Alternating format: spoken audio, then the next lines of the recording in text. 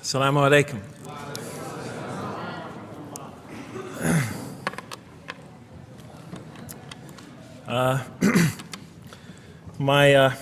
I've come from the University of Kansas. We're playing in the Final Four this very instant. So I want to let you know that you've asked a lot of me today. No, I'm just joking. All right, very briefly, I just want to talk a little bit about what the Quran has to say about the purpose of life. I think this is an extremely important subject, especially for Muslims living in America, because we're sort of a minority, a new religion here, and many people are interested in what we believe. And I think the primary question that people want answered when they first consider another religion is how that religion views the purpose of life, the purpose of our existence here. And so I'm going to begin, though, talking about an atheist point of view, because I want to talk about what sort of answers the Quran might have for an atheist. So to begin this, I need to talk for about 5 or 10 minutes about what I believe contributed to my becoming an atheist, because I grew up in a Christian family. And then I'll talk for about 45 minutes or so about what I experienced in the Quran and how that sort of changed my perception. So it's very simple. But my wife always says I should summarize what I'm going to do before I talk, because it's easy to get lost in my speeches. And my wife doesn't have a lot of confidence in my speaking ability. Okay, so let me start out by mentioning that my mother certainly played no role in my becoming an atheist. My mother was a wonderful woman, a beautiful lady. She had tremendous dignity and class. The neighbors loved her. She was a registered nurse, and she put in many extra hours at the hospital. She worked in the ward that dealt with dying patients, and when I would come and pick her up late from work at night, not all the patients, but many of the patients would drag me over and talk to me and tell me what a wonderful woman my mother was. When she died, her funeral was packed, and person after person that came up to me had a story to tell about my mother and her goodness. Time and time again, people described her as, "Jeff, your mother is a true saint." She was a deeply religious woman, a great mother, a great teacher, a gentle person. She never cursed. I never heard her curse, swore, ever in her whole life. Never heard her speak to anybody rudely or speak about anyone rudely. She was a tremendous example of a truly religious person, and she didn't wear it on her sleeve. It was just slowly but surely you could see it just in her day-to-day interactions with people.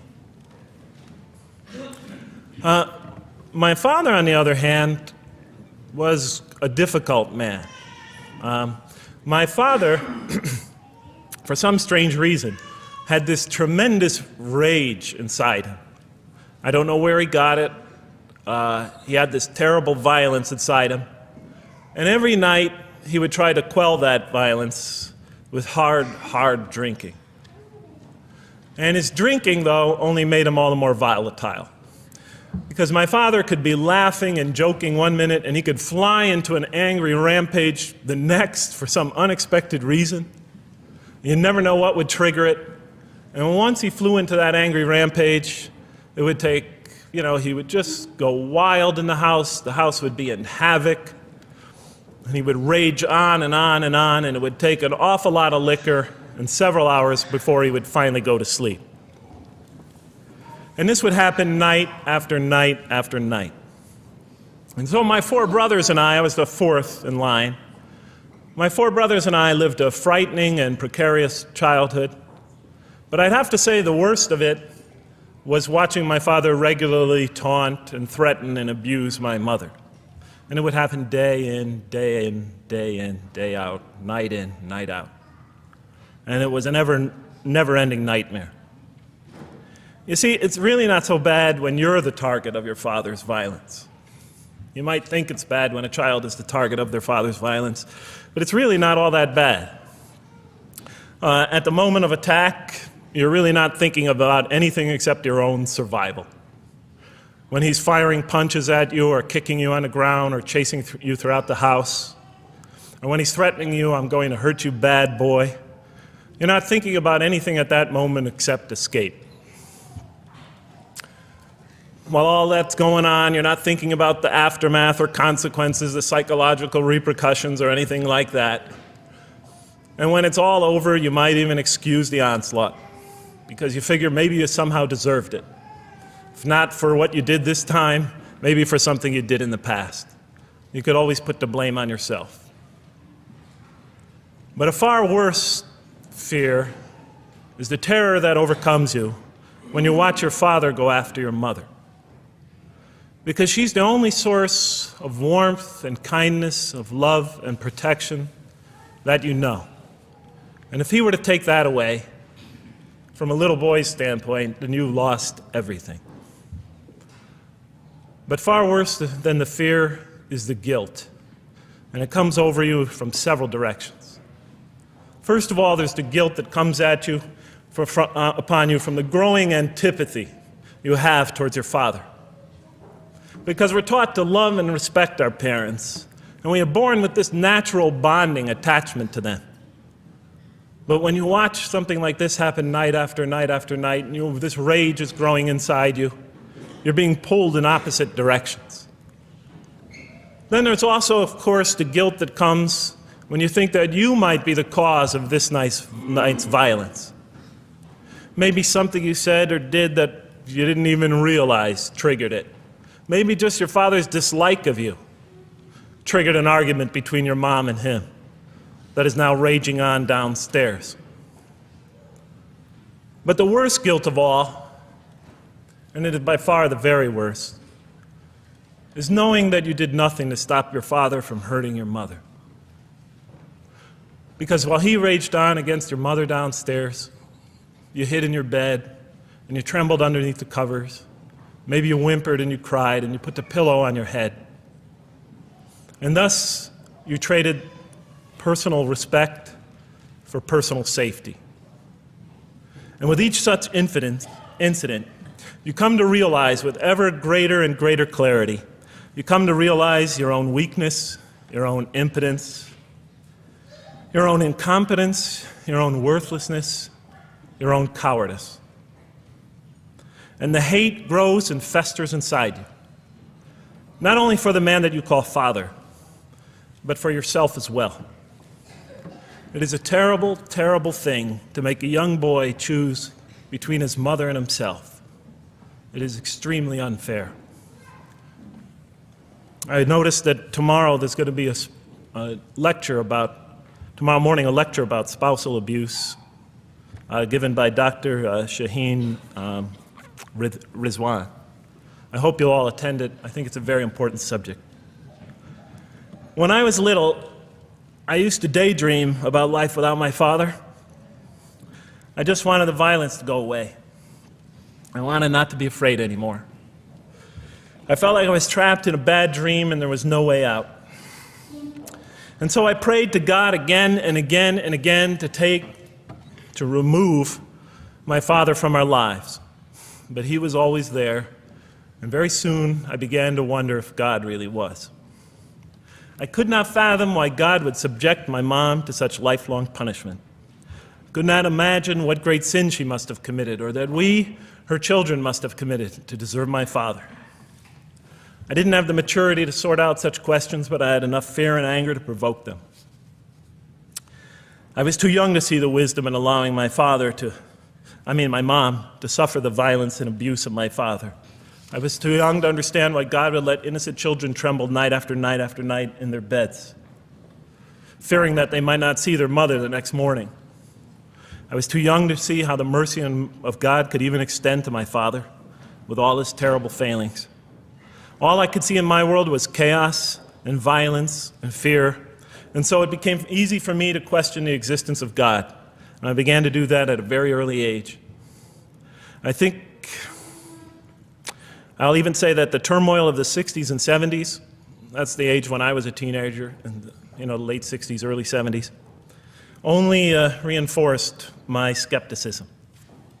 When John and Robert F. Kennedy were assassinated, or Martin Luther King was gunned down, when Vice President Agnew was kicked out of office and Richard Nixon soon after him, when the race riots erupted in city streets like mine, and gang fights erupted in our cities, many of those which I was involved in, when I saw the bizarre and senseless carnage of Vietnam, they all confirmed the lesson that was already ingrained in me and that my father had taught me so well, that the world is dominated by random, consuming, undiscriminating violence. And very soon I began to ask why. Why would God make it that way? Why wouldn't he just pop us into heaven from the first and spare us all this suffering? Why does he let little children in Vietnam get napalmed and run down the street naked on fire when they had done nothing to deserve it? Why does he let the race riots go on? Why does he let the leaders be assassinated? Why does he just let the violence go on and on and on for people who had nothing to do with it? It wasn't of their own making. Why didn't he just make us angels and pop us into heaven if he could make us angels, which I was always taught he could? Why did he make us so susceptible to sin? Why didn't he make us impervious to it, like he made the angels? Is this the best world he could create, I thought? Is this the most perfect world he could create for our existence, for our beginning? I just couldn't figure it. And all the explanations I received from priests and doctors and lawyers, from whoever, spoke to me or taught me, they just didn't make sense to me. In any case, so I became an atheist when I was 16, even though I was going to Catholic school at the time. Declared myself an atheist in one class. It was a confrontation between me and a priest. We were talking about God and the purpose of life.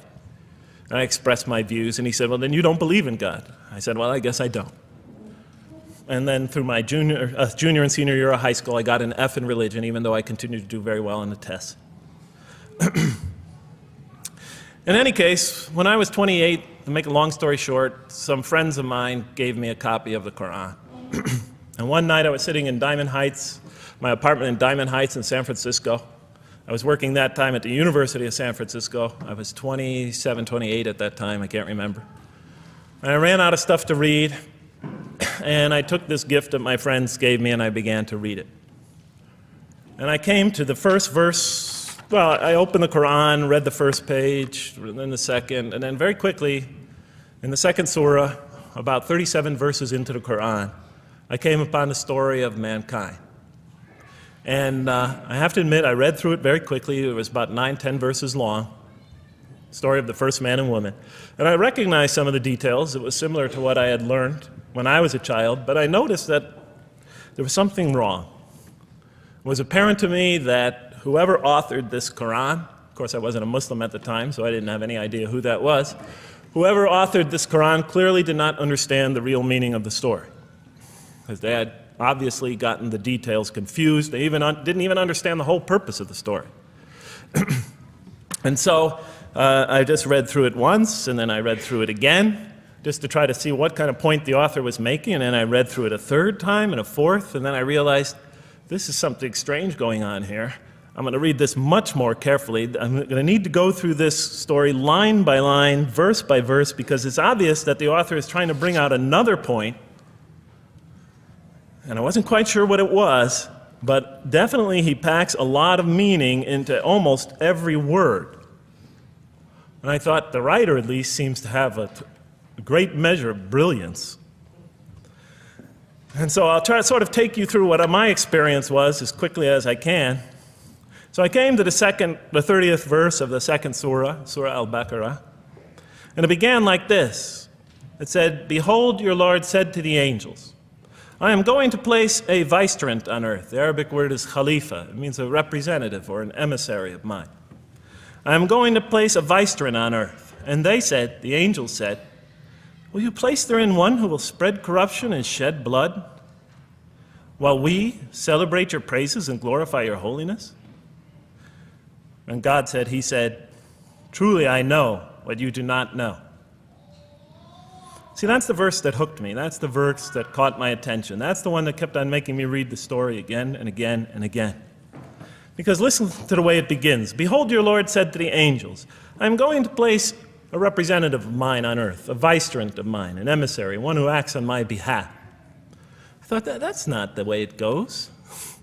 You're not supposed to be placing man on the earth in some positive role, some elective office. You place man on earth as a punishment for his sin. Clearly, I knew the author didn't quite get the point. But still, it was an amazing line. But then I come to the next line, and it says, and the angels say, will you place her in one who will spread corruption and shed blood, while we celebrate your praises and glorify you? I looked at it again. I couldn't believe the question. They said, will you place her in one who will spread corruption and shed blood, while we, the angels, celebrate your praises and glorify you?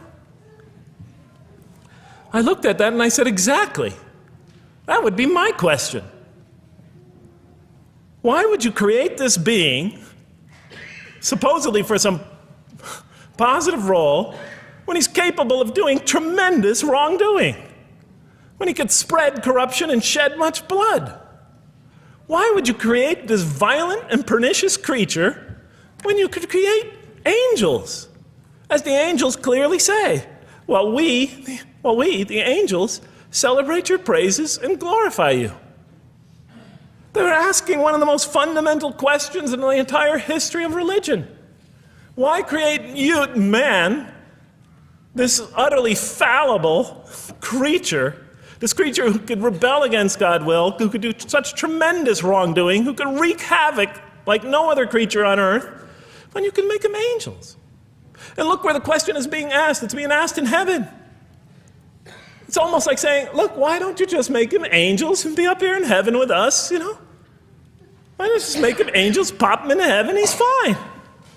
Why would you put him on earth where he could feel distant from you, where he could work out his worst criminal tendencies, act them out, feeling somehow independent and apart from you and free to do whatever he wants, when you could just make them angels and put them into heaven and make them perfectly submissive to your will? I looked at that question and said, that's my question. I'm not even a single verse into the story of mankind, and there before me I see my question. That whole question, everything that I ever thought, everything that I ever experienced, everything that I ever knew was in that question. It was as if the author took my life and wanted to pick out exactly the right question to humiliate me, to provoke me, to anger me. Why create man, this most destructive and violent creature, when you could make them angels? And then look at the answer. And he said, God said, truly I know what you do not know. You know, in modern parlance, we would say, I know exactly what I'm doing. I read that and said, what? You know what you do not know? You know exactly what you're doing? Well, please inform me. Tell me what you're doing. Because, you know, I'm 28 years old and I haven't figured out it yet. And I have a lot of issues that I'm still dealing with that's connected to this question. You can't just get off that easy. You can't just tell me you know exactly what you're doing. Not after what I've been through. Not after you made me this way. And then I realized, of course, I was arguing with a God I didn't even believe in. And that would happen several times as I read through the Koran. And sometimes I would just get into so agitated by what I read, I'd start arguing with this voice that I'm reading before me, that's calling to me. So we turn to the next verse. Well, it turns out that the Quran just doesn't dismiss the question. It starts to answer it a little bit. And in the next verse it says, and he taught Adam, God taught Adam, the names of all things. And then he placed them before the angels and said, tell me their names if you are right. So this verse is clearly referring to the previous one. But notice what it says. Now, from my own background, I remember Adam naming things, but it wasn't connected to any answer to any philosophical question. But here, notice what it says. And he taught Adam the names of all things. And I realized already, just from the first verse, you got to read these verses very carefully because it's packed with a lot of symbolism and meaning. And he taught Adam the names of all things. So here we see Adam is not only just a creature who knows how to name things, who's acquiring the gift of language, but he's also a learning creature. God is teaching him. And right here, right in this verse, and it'll come even clearer in the subsequent verses, that the very first thing that the Quran is going to emphasize here is man's intellect. He is a learning creature. He is taught. And what is he taught? What is one of the great intellectual gifts he's given? In response to the angel's question, the gift of language. Because through language, mankind can not only learn, but he could learn things not only through his own experience, but he could learn things that other people have experienced of times and places that are hundreds, thousands of years and miles separated from him. And so that all our knowledge becomes cumulative. Every generation learning from the generation before it. I'm learning today from authors I read from other sides of the world that may have existed 2,000 years ago. And so we all contribute to our collective learning and knowledge. And so what I'll see later in the Quran, when the Quran will emphasize this again and again and again. Like in one verse it says, read in the name of your Lord who created. Created a man out of a tiny creature that clings. Read, it commands the reader. For your Lord is most bountiful. Why is he most bountiful? What great gift did he give you? For he taught man the use of the pen. And through it taught him what he otherwise could not know. And time again, the Quran will call upon man to use his intellectual faculties and swear by his intellectual faculties. And to use them correctly because they play a fundamental role in guiding him to truth. I never came upon a scripture that puts so much emphasis on the correct use of our intellectual faculties, on the harnessing of reason in helping us attain to faith.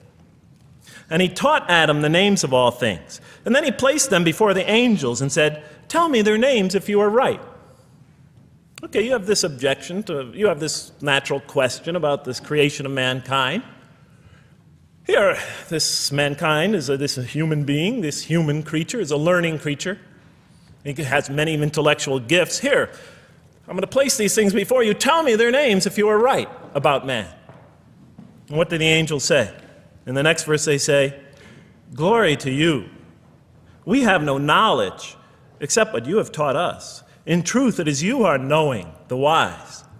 They say this task, this intellectual test that's put before them is beyond their grasp. Notice what they emphasize. We have no knowledge. This would take knowledge. This would take an intellect that they don't possess. In truth, it is you who are knowing, the wise. You got it. It's easy for you. You're the knowing, the wise. You have knowledge. You have wisdom. But this would take knowledge and wisdom that is beyond us. And so in the next verse we read, and he said, "O Adam, tell them their names." And when he had told them their names, notice how it's just like it's nothing for him. For mankind, he has this phenomenal ability.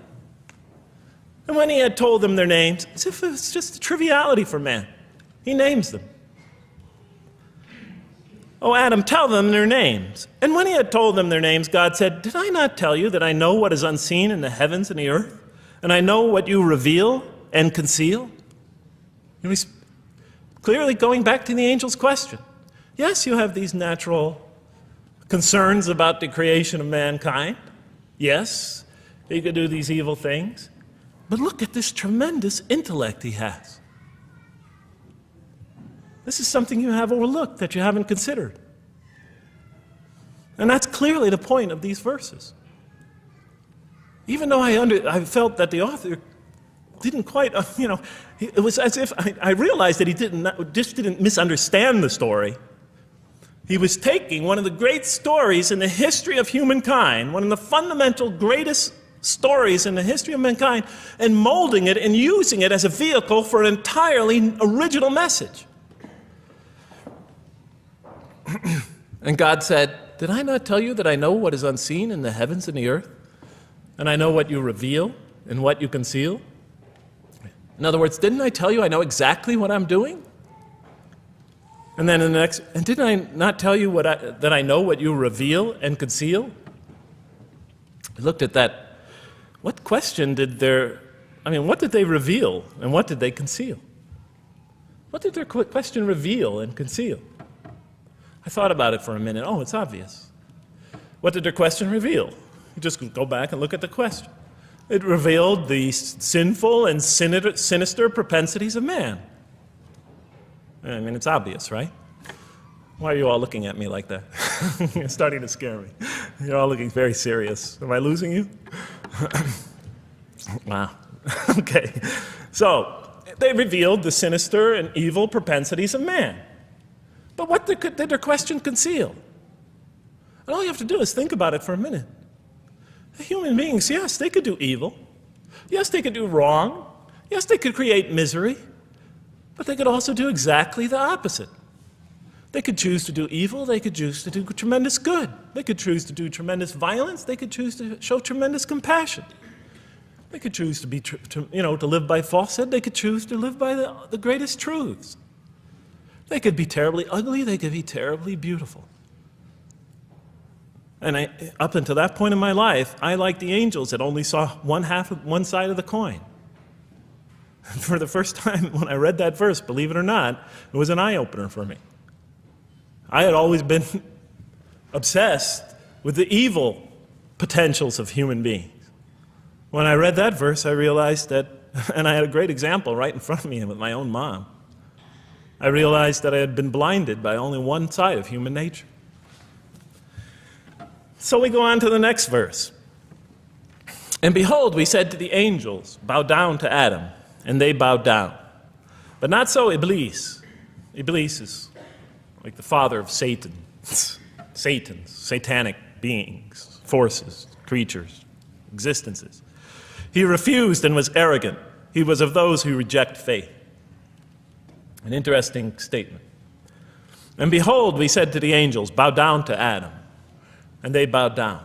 Bowing down could symbolize two things. Bowing down could symbolize the superiority or potential superiority of one being over another, and so they bowed down to them. Bowing down could also mean that they serve that creature in some respect. Of course, the Quran says that all beings serve God, all created beings serve God.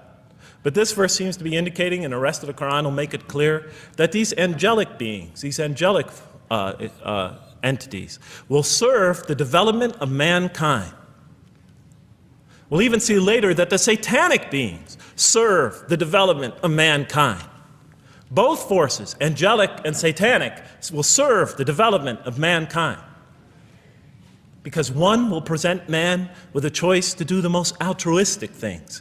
The other will simultaneously try to influence man in the opposite direction. And so human beings will be moral creatures, and they'll have to make moral decisions. And it's in those moral decisions that they will grow spiritually and morally as human beings. And they'll take that into the next life. And the angelic and the satanic forces will be catalysts for those moral choices that they make. They will heighten the human being's awareness of the rightfulness and the wrongfulness of the choice he's about to make. And the self, the soul, the nafs, as they say in Arabic, will have to make the ultimate choice between good and evil. And that choice, that test will come again and again and again as human beings either grow or decline. And those tests will come again and again and again to try to help him towards his spiritual evolution, to bring him back, but that choice is ultimately ours. But I'm getting ahead of myself. And so we said to the angels, bow down to Adam, and they bowed down. But not so Iblis. Iblis is Satan, this rebellious force, this evil prompter, the one who whispers into the human heart. He comes into being. And with the introduction of Satan, we have the introduction of evil, that evil influences on human beings. And notice why Iblis does not bow down. He refuses because he was arrogant. You know, we often hear what's the root of all evil? In the West, it's always money, greed, etc. Here the Quran says that, seems to be saying that the root of all evil is not always material wants. It's not always money, it's not always greed. At the heart of evil is arrogance. Putting yourself above all others. Of assigning to yourself special priority and neglecting the rights of others. Of pride and arrogance and envy, the source of evil. He was of those who reject faith. I looked at that verse and I said, okay, I mean, I get why you would create angels, to sort of influence man in a positive direction. But why in this story now are you introducing Satan? What sort of role was Satan play? And then, of course, you just think about it for a minute and you say, yes. The story is telling us that on one hand, we have these magnanimous urgings come from one direction. On the other hand, we have these satanic urgings coming from another direction. In other words, the Quran is telling us that man is not only a learning creature, but he's a moral creature. He has understanding of right and wrong. And God infuses those, allows those influences to come to him. Man is not only an intelligent being, but a moral being. And so, the Quran is not all that difficult to understand. You just sort of read it, I found, and you just sort of follow your nose through it and see what it's saying. I'm sure as most of you in this audience know. Okay, so we see that man is not only a learning creature, but he is a moral being as well. There's another verse in the Quran that says, by the soul and that which whispers into it, or which breathes into it. It's morality, it's immorality, and it's God consciousness. Both of these we are under the influence of. And God allows us to be under the influence of this. He creates us to be exposed to both influences. And then the verse says, truly he is successful, who causes it to grow. Causes his soul, his self, his real self to grow.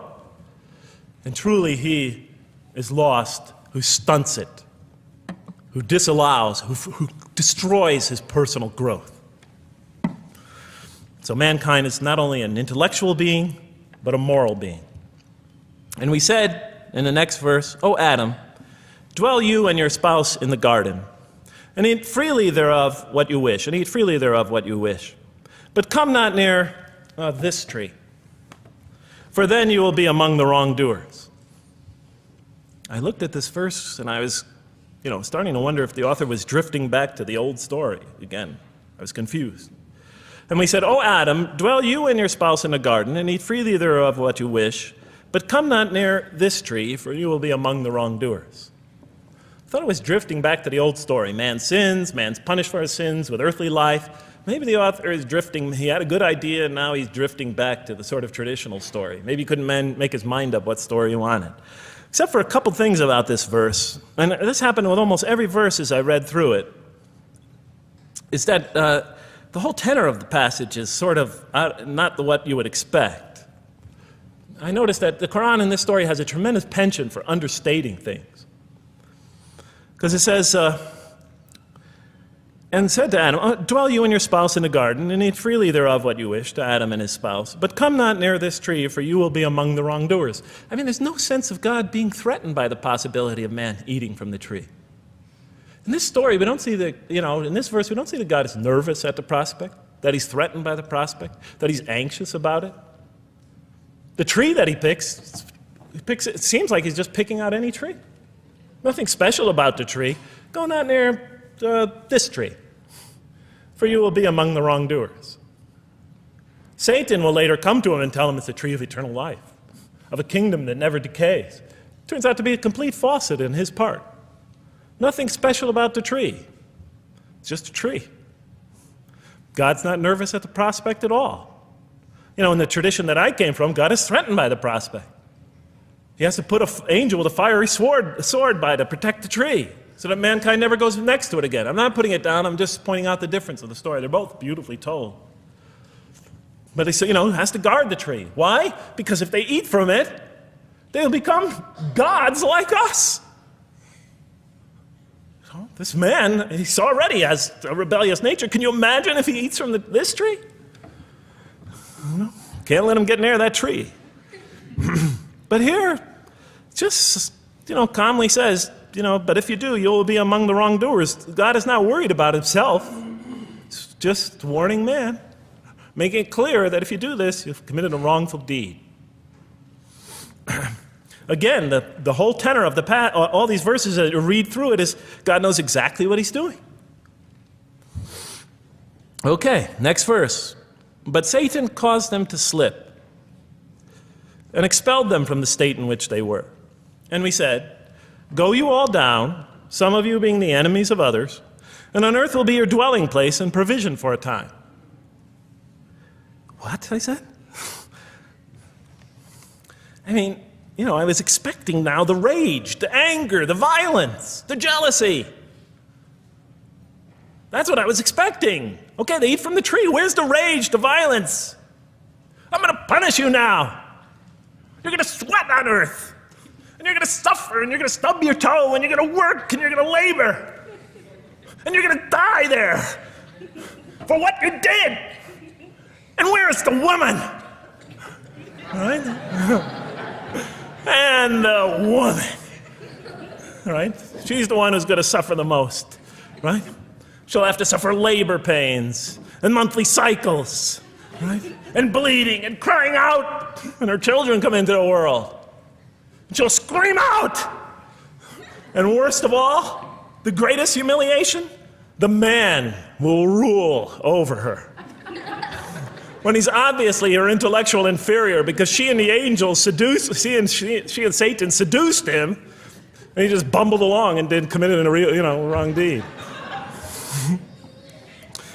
Well, I don't mean to make light of it, but the story is obviously different, though. No threat here. As a matter of fact, look at the way it says, "O Adam, dwell you and your spouse in the garden, and eat freely thereof what you wish. But come not near this tree, for you will be among the wrongdoers." Then they make the mistake. But Satan caused them to slip and expelled them from the state in which they were. And we said, "Go all you down, some of you being enemies of others, will be adversaries of others. Some of you will be adversaries of each other, and on earth will be your dwelling place and provision for a time." This is not a deity losing it. If you look at it, I mean, on earth will be your dwelling place and provision for a time. That's not the words of a God that has got lost, that is really extremely upset. On earth will be your dwelling place and provision for a time. When I walked into the hotel today, and they said, and it's this nice one up here, I don't know the name, I can't remember the name of it, but it has a continental breakfast. And they said, your room will be room 111, and there's a continental breakfast in the morning. I didn't say, I didn't think they were mad at me. Because they said, you're going to sleep here, and this is going to be your provision in the morning. Oh, thank you. But notice something else about this verse. I mean, when you read these verses for the first time, I don't know, maybe I'm nuts, and many people think I am. But when you read these verses for the first time, I mean, this is just so much that catches your attention. But Satan caused them to slip. I remember, I couldn't get that verse out of those words out of my head. Satan caused them to slip. To slip? The greatest sin in the history of the human race, and it's called a slip? In my culture, slip means, you just momentarily, for a fraction of a second, you lose your focus. It's not a big deal. My Uncle Bob used to always say to me, Jeff, I'm sorry I'm 5 minutes late, I slipped up. The understanding is it's no big deal, it's just a slip. That's what we say when we make a minor mistake. I slipped up. Don't worry about it. Never happen again. A slip, I said? Momentary loss of focus? The greatest sin in the history of humanity? Why we're all here? Why we're all suffering? Why we experience death? A slip? I didn't believe it. I went to my Arabian friends at that time. I didn't know any Arabic. They came to this verse. We went through it line by line. I said, now don't change any words. Just read them one at a time. But Satan made them, and I said, okay, this one right here. What does it mean? Tell me what that means. They looked at it, it says, slip. Slip. And expelled them from the state in which they were. A slip, I thought? But then maybe I was trying to force the traditional understanding, the traditional interpretation. Maybe it was just a slip. I mean, after all, they didn't commit murder. They didn't commit robbery, rape, pillaging, assault. They ate a couple of pieces of fruit. It's not the greatest sin in the history of humanity by any means. And then the next verse says, and then they were expelled from the state in which they were. Well, what state were they? Let's see now. Let's go back from where we started. First, mankind is being taught. We see he's an intellectual being. Then we show he's a moral being. Moral being means he's a being that's going to have to make choices. And then God gives him this choice. It's not a huge deal. It's not the gravest sin in the history of humanity by any means. It's minor by any standards. They make it, though. We see that God originally intended to put man on earth as his vicegerent. We see a period of preparation where he's being prepared intellectually, where he's growing as a moral creature.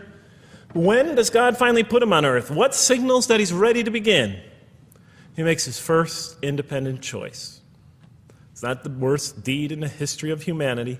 It's minor on anybody's scale, but it shows that mankind is ready to act on his own, to be his own, to make his own choices, that God has empowered him to make choices, and he's ready to make them and carry them out, and see them most often to their expected ends, if God wills. And that seems to be the only real significance of it. But I thought, maybe I'm getting this wrong. Maybe God just blows off into an angry rampage the next verse. So I look at the next one and it says, and then Adam received words from his Lord. And God turned to him mercifully, for he's oft returning, ever merciful. Well, if I had any doubts up till now that God is not enraged by what this has happened, that God hasn't prepared mankind for this choice, for what was eventually going to happen, that all this was preparation for mankind to begin his earthly sojourn in this famous allegory. If I had any doubts before now, I had them, certainly didn't have them after reading this verse. This verse is entirely consoling, reaching and merciful, reaching out to mankind in mercy. Mankind goes to earth. He's obviously afraid. He obviously feels remorse. He's in an unfamiliar environment. And what does God do? He turns to him. He turns to him. In Arabic, the word has the meaning of like a father turning towards an infant or a child or somebody, or a parent, a mother turning towards her child. And he turns to him mercifully, and for God is oft returning, ever merciful. And Adam receives words from his Lord. What kind of words? Probably words of consolation, words of hope, words tell him not to be scared. And in the next verse, we see those are exactly the type of words that Adam receives. He says, go down, Adam and his spouse. Go down from this state, all of you together. Repeating that again, just so that we know that this is not a punishment here. Go down from this state, all of you together, and truly there will come to you guidance from me. And whoever follows my guidance has nothing to fear, nor shall they grieve. It is an emotional picture. This young couple is here, in fear, in shame, feeling remorse, and God reaches out to them and turns towards them and tells them, you have nothing to fear, nor shall you grieve. I know this is tough for you, but you've been prepared for it up till now, through your entire existence. It had to happen. This is a necessary stage in your development, in your growth, but just hang in there, follow my guidance, be true to me and I'll be true to you. I'll guide you, I'll help you, I'll do whatever you need. Just follow my guidance and you have nothing to fear, nor shall you grieve. Okay. So I was impressed. I thought this author, whom I didn't know, I thought was extremely brilliant. Because the story is entirely coherent, but it's bringing out entirely new meaning. And it's stressing some things in the human equation that I would never have normally thought of. Actually, I thought these sort of things argued against the existence of God. Here, the author was using them to say, look at these. These play a fundamental role in the purpose of life. What? Intellect. Human beings have intellect. Right. In response to the angel's question, they are moral creatures, and they are subjected to evil and angelic promptings. And they have to choose between them again and again and again throughout their existence. And their growth, which the Quran talks about frequently, is going to depend on that. We're here to grow, as we will see. But it emphasizes choice. Human beings are creatures of choice. It also emphasizes suffering. Suffering. Hey, that's pretty nice writing. It also emphasizes suffering. Human beings are going to suffer here on earth. That's the first thing that the story mentions. Spread corruption and shed blood? Havoc, suffering, pain? Yes, these three things play an essential role somehow, the story is saying, in our development on earth, in our very purpose of our development. These are the three things we've always had the most trouble grappling with, all theologies have. Why give us intellect if it leads us often to challenge in our minds the existence of God? If we can't reconcile the existence of God with our minds, with our reason, why give us choice if we could choose to do wrong? Just make us angels. Why let us suffer so on earth? Just pop us into heaven. And here the Quran is telling you that these play essential roles in our attaining of faith. Not only these, of course, it also mentions guidance, God's forgiveness, revelation, etc., angelic forces, satanic temptation. It mentions all these other things as well, but these three essentially really caught my attention. I never expected that these three things would be emphasized.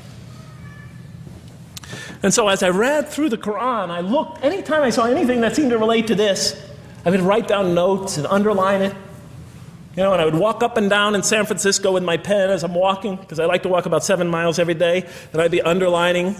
My friends would always say, "Jeff, what book are you reading?" And I would lie to them, and I'd tell them, "Oh, it's a great novel or something." You know, I didn't want them to know that I was reading the Quran. I think they thought I was going nuts.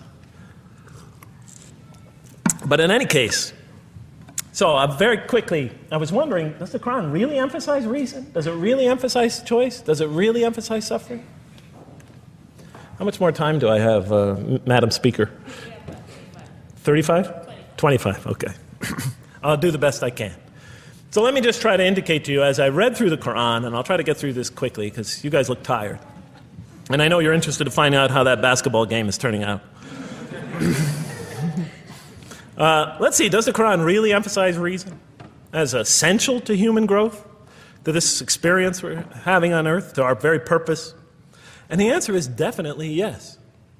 So much so that even Western Orientalists, people who wrote against the Quran, said that this is a major feature of the Quran, a feature that you cannot miss. Henri Lemens, writing in the early part of this century, one of the famous Orientalists, you know, who wrote very much against Muslims, hoping to unseat them from their religious belief.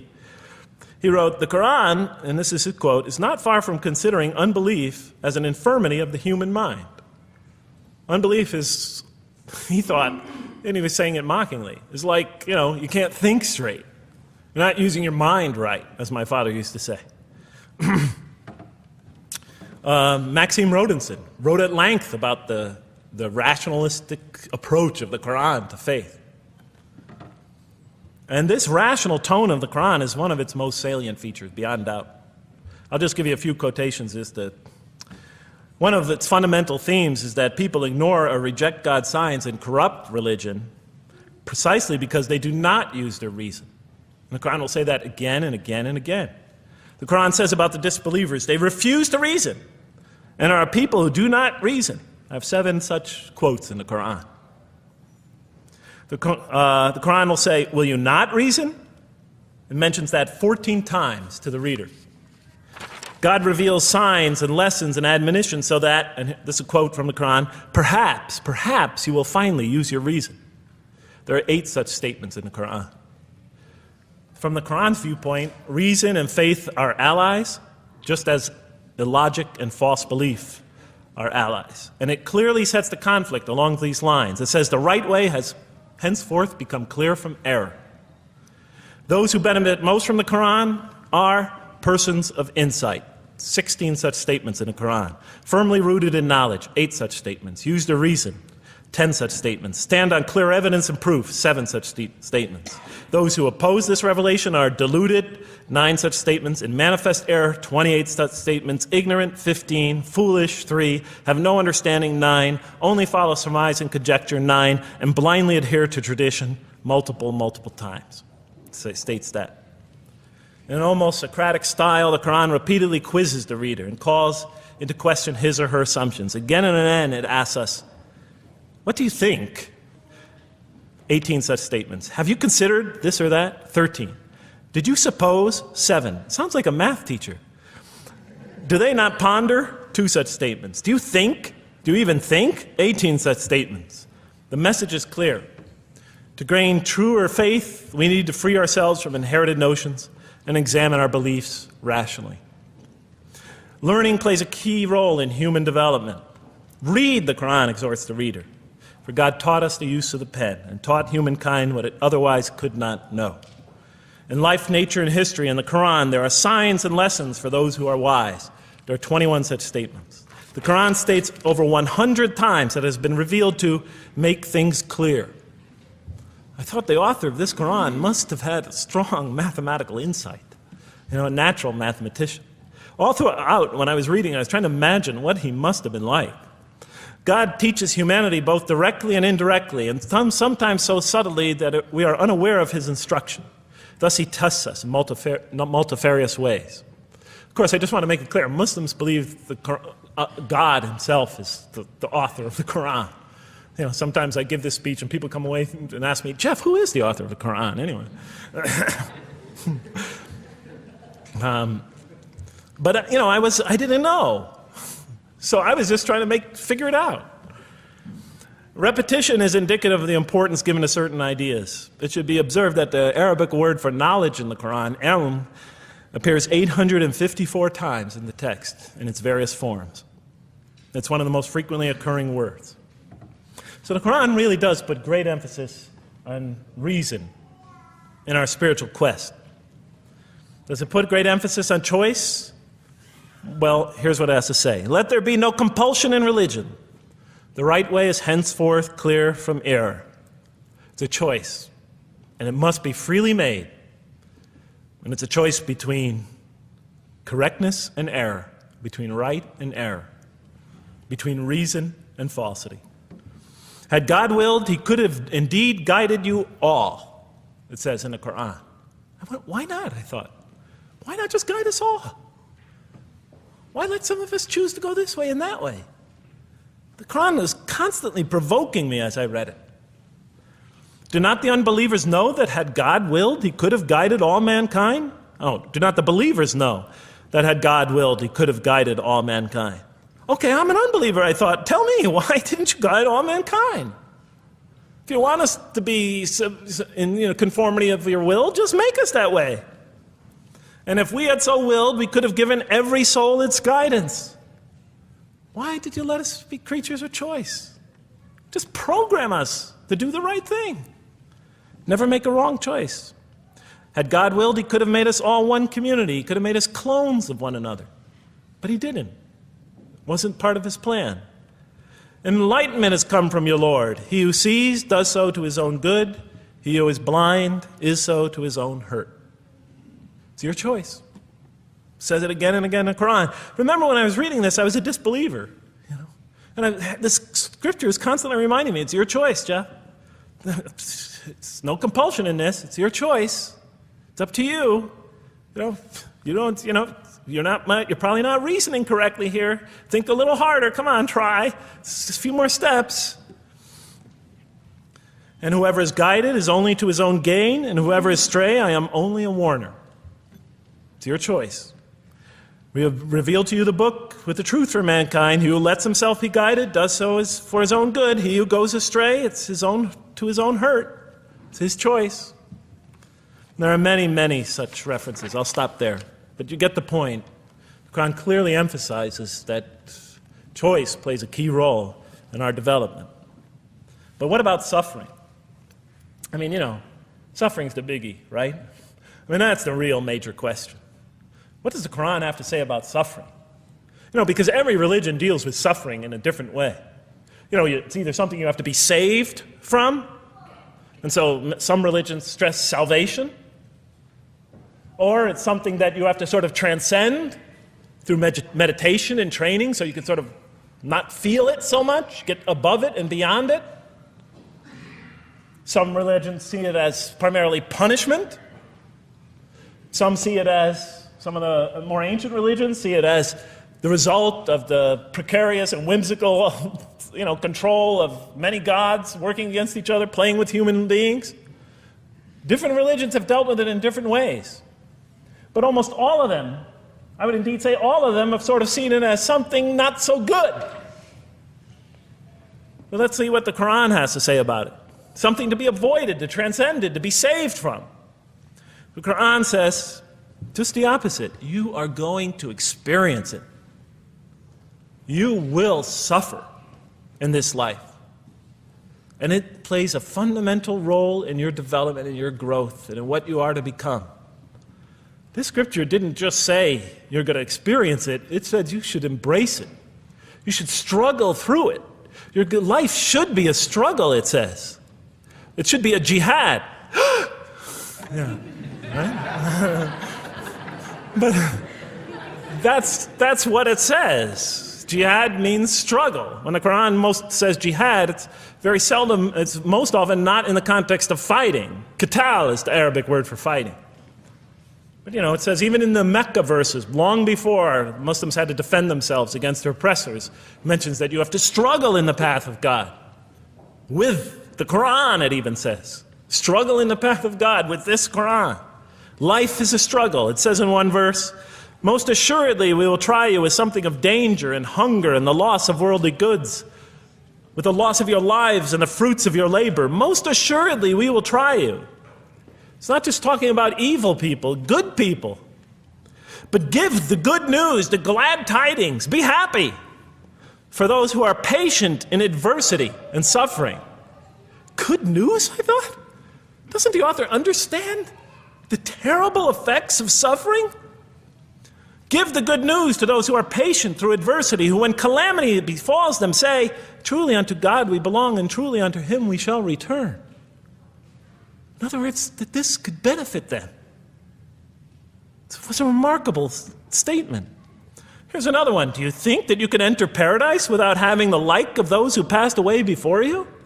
And the next verses start to explain these people were good people who suffered terribly. Do you think that you can enter paradise without going through the same? Why, I thought? Why do we have to suffer in life? Misfortune and hardship befell them, and so shaken were they that the apostle and the believers with him would exclaim, when will God's help come? These are good people. When will God's help come? Oh, truly, God's help is always near. You will certainly be tried in your possessions and yourselves, the Quran tells the reader. You're going to face hardship. It's guaranteed. Every soul must taste of death, and we try you with calamity and prosperity, both as a means of trial. And to us you are returned. You are going to have hardship here. There is going to be no heaven on earth. This environment is made to be an environment of adversity. It is made to be an environment where you have to work, where you have to struggle, where you have to strive. And it plays a key role. Oh man, truly you've been toiling to your Lord in painful toil, but you shall meet him. You're toiling, yes, but you shall meet him. We certainly created man to face distress. What, I thought? We certainly have created man to face distress. You made us to face distress? Does he think that no one has power over him? Sometimes people get, so down, they just think, this can't be a God. Look how I'm suffering. He will say, I have wasted much wealth. Some people just become totally devoted to worldly aims. Does he think that no one sees him? Have we not given him 2 eyes to see with, a tongue, and 2 lips to communicate with, to learn from by communicating? Can't he see around him? Can't he tell from communication with other people? Haven't we pointed out to him the 2 conspicuous ways? What are the 2 conspicuous ways? But he attempts not the uphill climb. One of them is the uphill climb. And it says this is the way you should be pursuing. And what will make you comprehend the uphill climb? It is to free a slave, or to feed in a day of hunger, an orphan nearly related, or the poor one lying in the dust. Then he or she is of those who believe, and exhorts one another to patience, and exhorts one another to mercy. You have not attained to faith until you struggle the uphill climb. It's telling us you should pursue the uphill climb. What is the uphill climb? Reaching out to your fellow man who suffers. To feed the poor one. But help the poor soul that's lying in the dust. And all over the world there are people in that state. And we watch the news as if it's just entertainment. And the Quran tells us this is something you should involve yourself in. That is the road that you should travel. It describes a successful life as an uphill climb. Well, I can see I'm running out of time, so I'm going to have to tie this up in about 15 minutes, I guess. But definitely the Quran emphasizes these three elements in the human drama. But as I read through it, I couldn't see how it all fit together. I mean, why didn't God just... Why? Why do we have to experience these? What purpose do they play? Just pop us in the head, beam us up, I thought. Well, one thing, like I mentioned before, the Quran will repeatedly emphasize that we're here to grow and to learn. And I'll give you 4 or 5 quick verses because I know you're tired. It says, Our Lord, and raise up in their midst a messenger from among them, who shall recite unto them your signs, and that shall teach them the book and the wisdom, and who shall cause them to grow. We have to learn wisdom in the book, and Revelation in particular, and who shall cause us to grow. And we have sent among you of yourselves a messenger to recite our signs to you and to cause you to grow. Truly God was gracious to the believers, this is in the 3rd surah, when he raised up from among them a messenger from themselves to recite his signs to them and to cause them to grow. It is he who has sent among you, who has sent among the unlettered people a messenger from among them to recite his signs and to cause them to grow. These are all distinct references. Just 2 more. There are many more. And the soul and that which breathed into it, its immorality and its God consciousness. He is indeed successful who causes it to grow. And he is indeed a failure who stunts it. And in the 92nd surah, Surah Al-Layl, it says, Far removed from it will be the righteous who give his wealth that he may grow. So the purpose somehow is to grow. We're in a growing, learning, developing experience.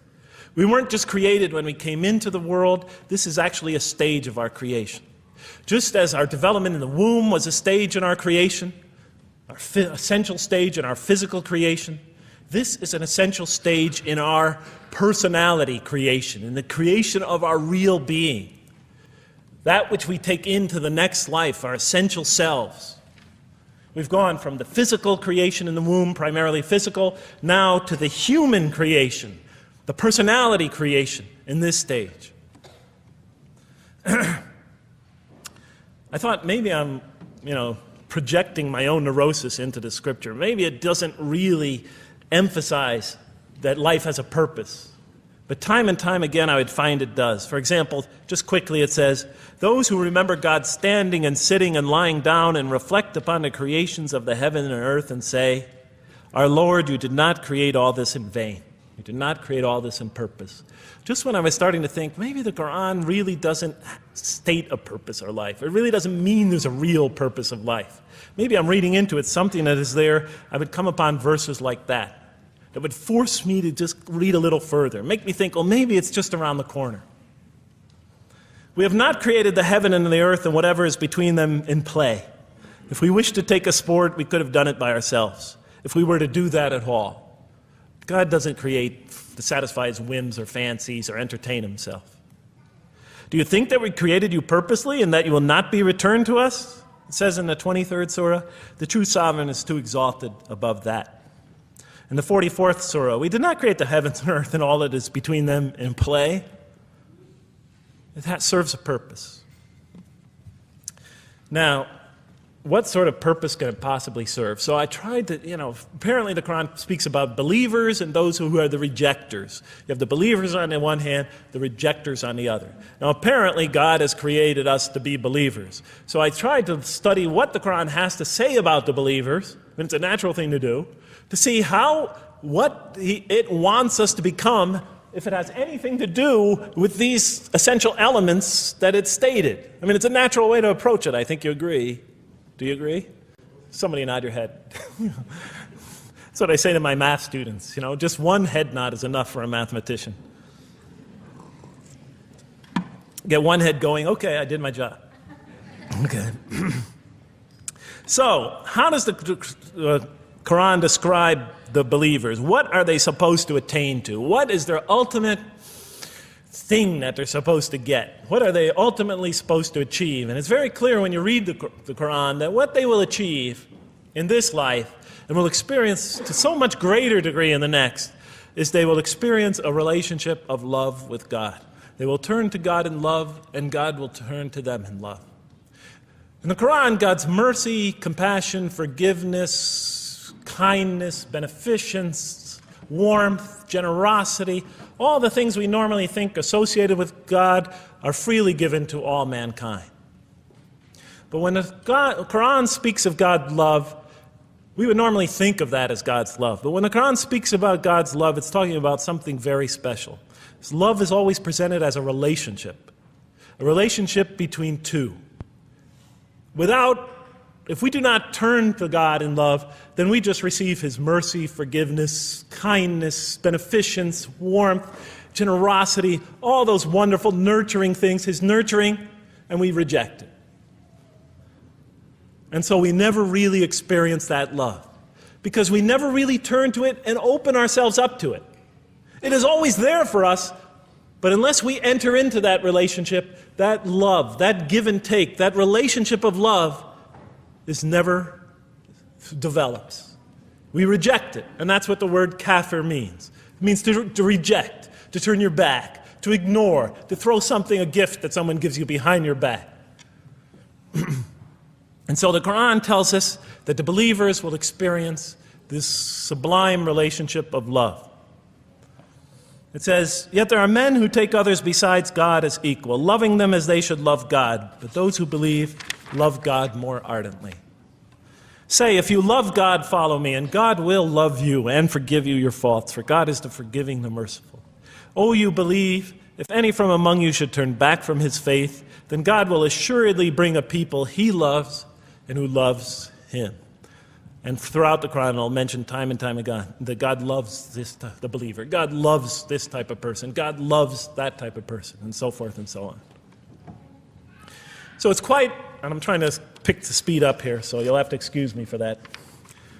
But it is apparent from the Quran that one of the purposes of creation, maybe the essential purpose of the creation, is to produce from this subset of humanity that will freely enter a relationship of love with God. They will not only experience the beauty of other relationships in their lives, but this love that they will experience with God is the sublime experience that they will enjoy. Not only in this life, but infinitely greater in the next, when all the distractions, all the masks are stripped away.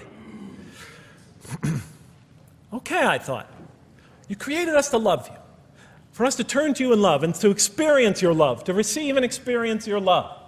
But why do you need these? Just pop us into heaven, love us, and make us love you. Program us to love you. You'll make my dog love me. Do the same sort of thing. I kept on coming back to the same issue. Just do it.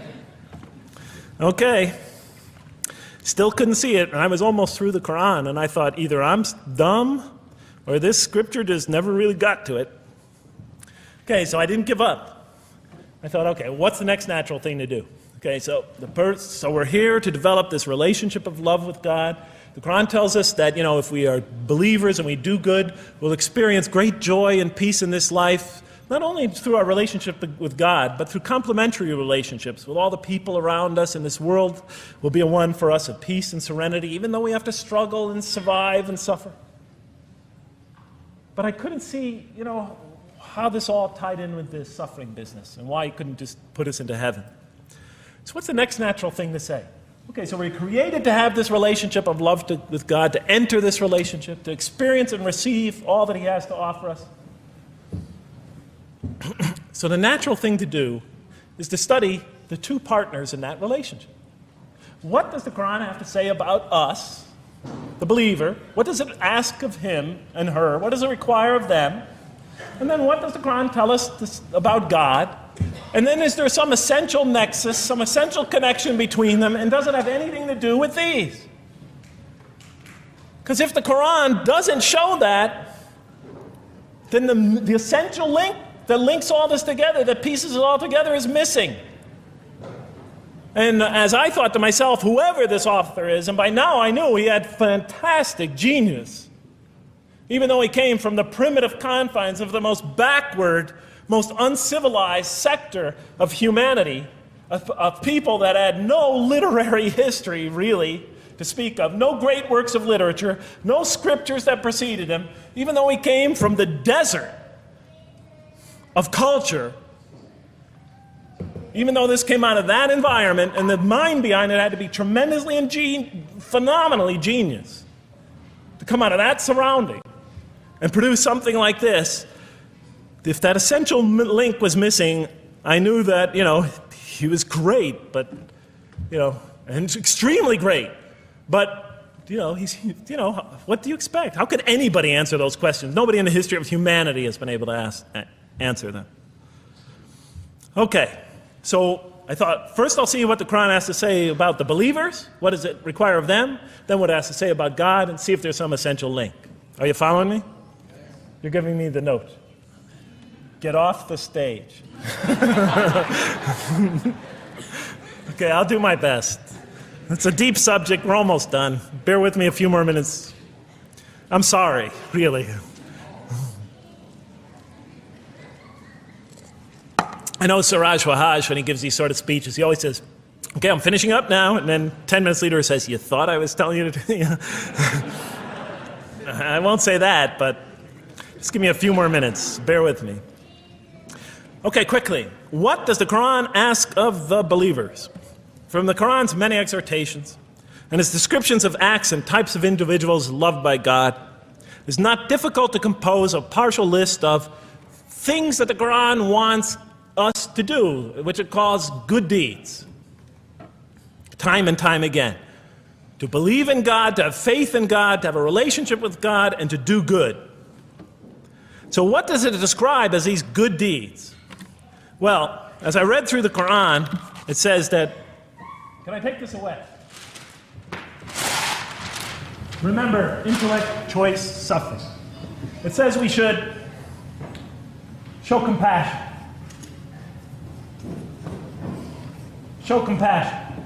We should be merciful. I have the references here, but just excuse me, I'm not going to list them all. We're running out of time. We should be forgiving. Forgive others. We should be just. We should protect the weak and defend the oppressed. Defend the oppressed. We should seek knowledge and wisdom. Knowledge, wisdom. Bear with me, ladies and gentlemen. We should be generous, truthful, and we should be peaceful. And we should love our fellow man. Love others. I'll just give you one verse because I know we're running out of time, Madam Speaker. Truly those who believe and do good will the most merciful endow with love. And to this end we have made this scripture easy to understand in your own tongue, so that you might convey a glad tiding to the God-conscious and warn those given to contention. So, to this end we have made this easy to understand, so that we'll learn to love others. Okay, that's all I'll say about that. I would like to say a lot more, but I don't have time. Now, what does the Quran tell us about God? You have to realize I'm just about through with the Quran here, my first time reading it. And now I was really caught. I searched my head. What does the Quran tell us about God? It tells us nothing could be compared to him. That he's outside anything that we may compare to. That our definitions do not encompass him. That our reason cannot comprehend him. That he is transcendent and we are finite. That he is immortal. He transcends time and space and we are bound by it. That he is immortal, we are mortal. He is uncorporeal, we are corporeal. That we have no way of comparing ourselves to him. Nothing could be compared to him. I thought, oh my God, I'm so close and yet so far. Because I'll never understand the essential link between us and God and why these three things fit into place. Because the Quran tells us that we could never really quite understand God. Or at least that's the way I thought. And so I put down the Quran when I had finished it. And much to my dismay, I was honestly disappointed because I thought The author made a brilliant try, but he never quite made it. And so I was sitting in front of, about 3-4 weeks later, I was sitting in Diamond Heights in my apartment watching a football game, I think it was. And you know, sometimes things just slip into your minds when you least expect them, and I'm sitting there watching it, and all of a sudden into my mind came a thought. And I said, wait a minute. The Quran does tell us so much about God. It tells us again and again and again, but somehow I just missed it. Just skimmed over it every single time. Because if you turn to almost any page, if you turn to the beginning of any surah, you could see time and time again essential information about God that I just thought was sort of a literary device, something to make it just sound more beautiful. Because if you turn to the beginning of any surah, you'll see the words Bismillahir Rahmanir Rahim, in the name of God, the most merciful, the most compassionate. If you read almost any passage, long passage, when you come to the end of it, it's punctuated by dual attributive statements like God is the merciful, the compassionate, God is the forgiving, the gentle, God is the kind, the protector, God is the generous, the truthful, God is, and so forth and so on. There are tens of thousands of such references in the statements in the Quran. What the Quran defines as God's most beautiful names, His attributes of perfection, repeated again and again and again on almost every page. And as I sat there, sitting by the television, I started to jot them down in my, on my little piece of notebook there. Same notebook I used to jot these down before. And I began to list from my own mind the attributes of perfection as I remembered them. And they were, God is the compassionate. God is the merciful. God is the forgiving.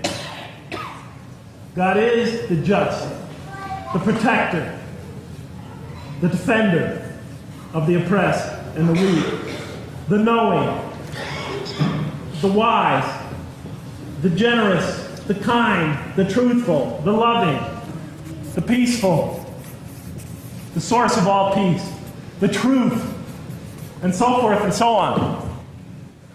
Every item I had listed in my list for the qualities that we human beings are supposed to develop, the Quran was telling me had its infinite source and perfection in Allah, in God.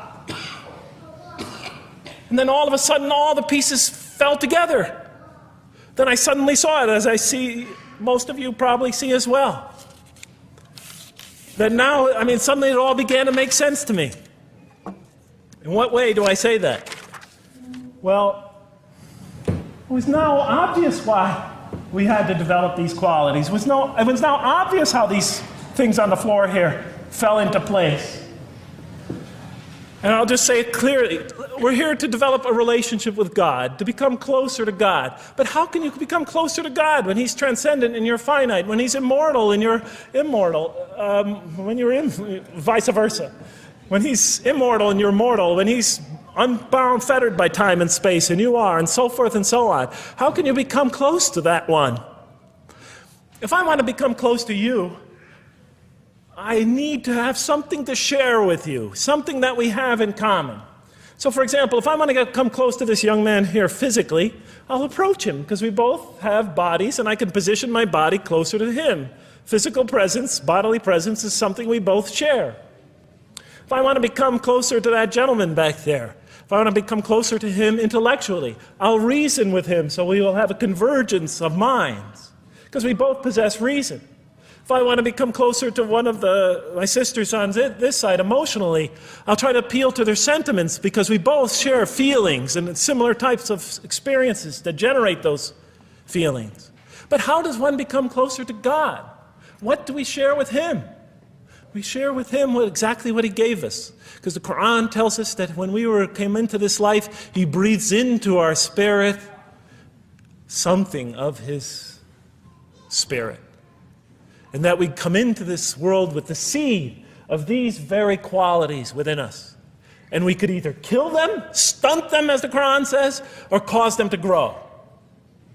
And when we grow in these, we grow in our ability not just to experience tremendous beauty in life through all this, but we grow in our ability to receive and experience the infinite beauty, the infinite peace, the infinite truth, the infinite compassion, the infinite mercy, the infinite, etc., all the way down the list, that only comes from the infinite perfect source of all these. The more we grow in mercy, the more we grow in our ability to receive and experience in this life and in the next, to an infinitely greater degree, the mercy of God. The more we grow in compassion, the more we grow in our ability to receive and experience God's compassion in this life through prayer and through ritual and through contemplation and through other experience of others. And of course, infinitely more in the next life, the compassion of God. The more we grow in our truthfulness, the more we grow in our ability to experience God, the truth, because all truth comes from God. The more we grow in these things, the more we grow in our ability to receive and experience God's attributes of perfection. The more we grow in our ability to receive and experience His being. And that sort of nearness we are growing to Him is tied to our essential nature and to His. It's more than just physical nearness. It's more than just a convergence of ideas. It's more than just a convergence of feelings. It's a convergence of essential beings. It's the closest type of nearness two can feel, two can experience. I'll just give you a quick analogy, because this helped my children. Let's pretend I have a goldfish, a dog, and 3 children. 3 daughters, let's say. And I do have 3 daughters. No matter how much of my love, compassion, forgiveness, caring I pour upon that goldfish, it could only experience it to a tiny degree. It might not even really be aware of it, because it's a very primitive creature. But my dog, on the other hand, when I show it all my kindness, all my love, all my compassion, all of what is essentially me, it can experience it to a much higher degree than my goldfish. And through its interaction with me, through its own trying to give its own self to me, we could experience a quite wonderful relationship. But my children, especially as they grow older and go through their own experience and their own development, could receive and experience all the love and the compassion and the forgiveness and the caring and the generosity and the protection, everything I have to offer. They could experience my being to a much higher degree than my dog ever can. And we could have a relationship of beauty that I could never have with my dog. As much as I love animals, having had 3 daughters, I know that the relationship that you have with 3 beautiful daughters could never even come close. No other relationship could approximate that. Of course, my relationship with my wife is also extremely beautiful, and she might hear this. And she's a wonderful woman, really. I mean, she's the source of so much beauty. But, okay, Madam Chairman, I am ready. So that seems to bring it all together. So now, I thought, wait a minute. That doesn't explain this. Why the intellect? Why the choice? Why the suffering?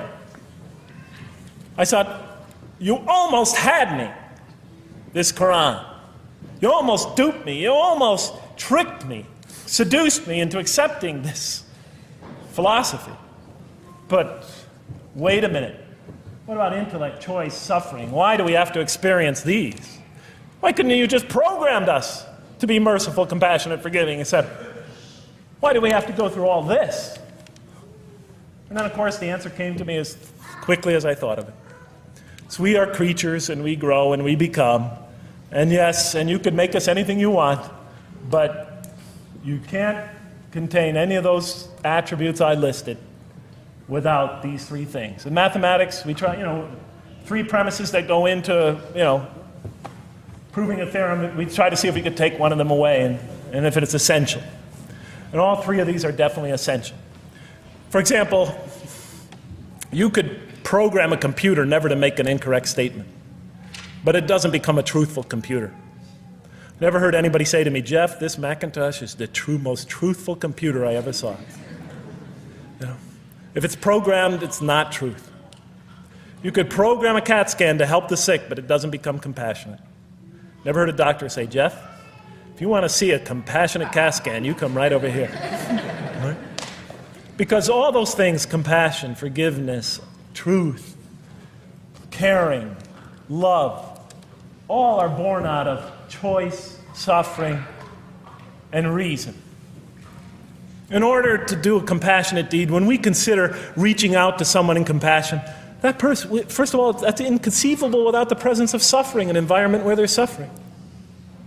And when we decide to help them or not, we reason in our minds, what is this going to require of me? It's going to require some suffering on my part, some of my giving of myself.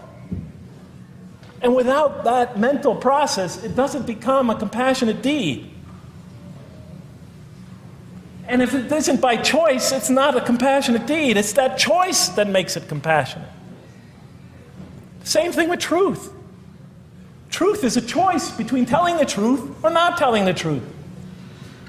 Oftentimes we tell it when we're at risk to our own personal loss. The more suffering that might come out of that choice, the greater is the truth behind it, the greater an act of truthfulness. And all the time we have to weigh the consequences of that choice. If I tell the truth there, my teacher's going to give me an F. If I don't tell the truth, I might get an A. We weigh it in our mind.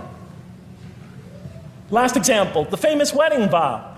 Do you take this woman to be your wife in sickness and in health, for richer or for poorer, until death do you part? What are they asking us? Do you knowingly make this choice, understanding full well what's at stake here? That it might involve richness but poverty, health or sickness, that suffering's going to be involved until death. Once a young lady told me, you never really loved me. Because when the growing got tough, when things got hard, when we hit rock bottom, when my life fell apart, you just got up and left. And she was right. And she understood full well that that's what love is all about.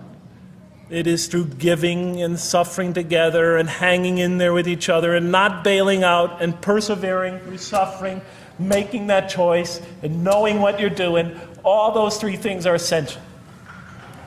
So it's very easy to see why the Quran stresses these. For in order for us to grow in these, I dropped it, we have to have these. And that's why it's very easy to see, ladies and gentlemen, why the Quran, 30 seconds, Madam Chairman, why the Quran talks about sin as self-destruction. The Quran says when we sin, we commit, the Arabic word is dhulm, or zum, however dialect you have. Dhulm against ourselves. We oppress, we destroy ourselves. Because when we don't grow in these, when we grow in the very opposite of these, we are literally destroying ourselves.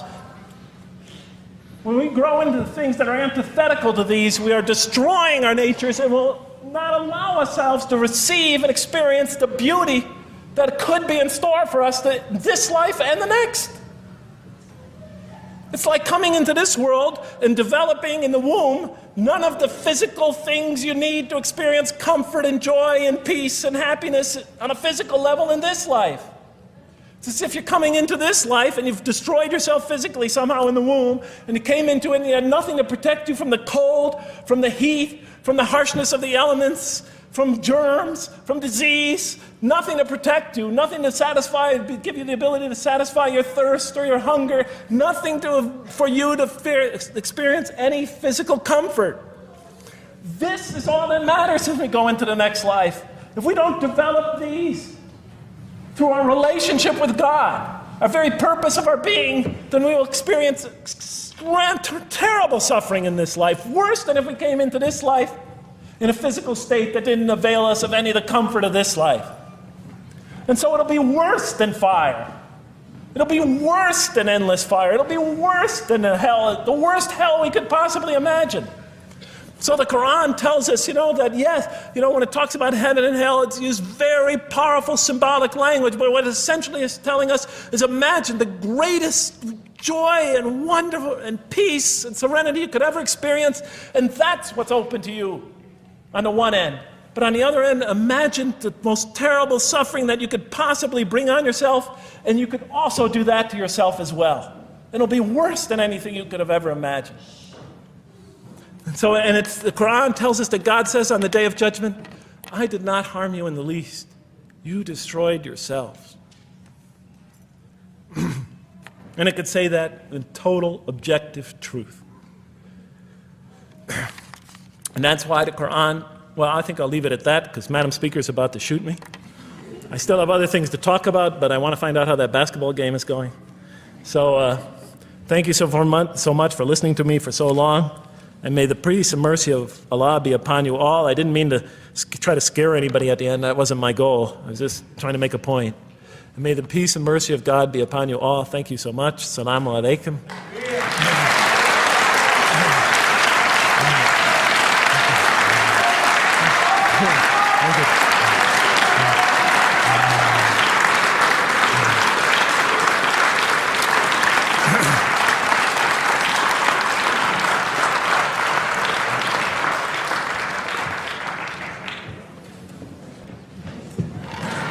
All right, we'd like to thank Dr. Lang for that very heartfelt, very long presentation. I have a few things to say before you all leave, so just be patient with me for a second.